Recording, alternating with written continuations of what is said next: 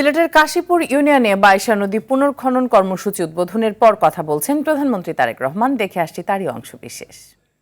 কিন্তু এইটা এখানে এই এলাকায় আপনাদের এই ইউনিয়নে কর্মসূচিটা হচ্ছে এই যে বাসিয়াতে যে নদীটা আছে, এখানে যে খালটা, এটা সেই ৭৭ সালে শহীদ রাষ্ট্রপতি জিয়া রহমান এটা খনন করেছিলেন।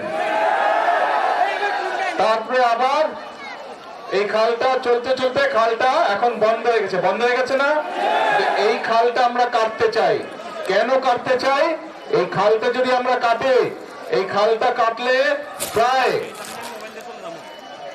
৮০,০০০ কৃষক প্রথমত সরাসরি উপকার হবে, আর এই ৮০,০০০-এর বাইরে আরো ১.৫ লক্ষ কৃষক পরোক্ষভাবে উপকৃত হবে। প্রায় এই খালটা কাটলে আপনারা যাদের জমি জমা আছে এই খালের দুই পাশে, এই ফসল যে উৎপাদন হয় প্রায় ৭,০০০ মেট্রিক টন ফসল বেশি উৎপাদন হবে। প্রিয় ভাই বোনেরা, শুধু এই খাল না, সারা বাংলাদেশে এরকম অনেক বাঁশিয়া খাল আমরা খনন করব। কারণ আমরা যদি এই খালগুলো খনন করতে পারি, কৃষক ভাইদের জন্য সুবিধা হবে। আপনারা দেখেছেন এই সরকার হচ্ছে কৃষক বান্ধব সরকার। আমরা মনে আছে এই যে নির্বাচনের সময় যখন এসেছিলাম, তখন আমি বক্তব্যে বলেছিলাম যে বিএনপি সরকার গঠন করতে পারলে আমরা কৃষক ভাইদেরকে কৃষি কার্ড প্রদান করব। আপনারা নিশ্চয়ই সংবাদপত্রে দেখেন যে আমরা কিন্তু এর কাজ শুরু করেছি।